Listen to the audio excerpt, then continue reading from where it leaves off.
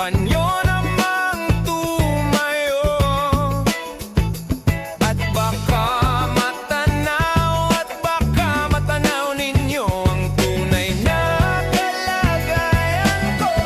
Ganito kasi yan, tao po, nandyan po ba kayo sa loob ng malaking bahay at malawak na bakuran? Mataas na pader, pinapaligiran at nakapilang mga mamahaling sasakyan. Mga bantay na laging bulong ng bulong, wala namang kasal pero marami ang nakabarong. Lumakas man ang ulan ay walaan butas ang bubong, mga plato at kutsara na hindi kilala ang tutong. At ang kanin ay simputi ng gatas na nasa ahon, at kahit na hindi pasko sa lamesa ay may hamon. Ang sarap sigurong manirahan sa bahay na ganyan. Sabi pa nila ay dito mo rin matatagpuan ang tao na nagmamayari ng isang upuan, na pag may pagkakatao ay pinag-aagawan. Kaya naman hindi niya pinakakawalan, kung makikita ko lamang siya ay aking sisigawan. Kayo po na nakaupo, subukan nyo namang tumayo.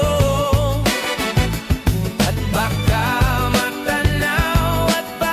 matanaw ninyo ang tunay na kalagayan ko.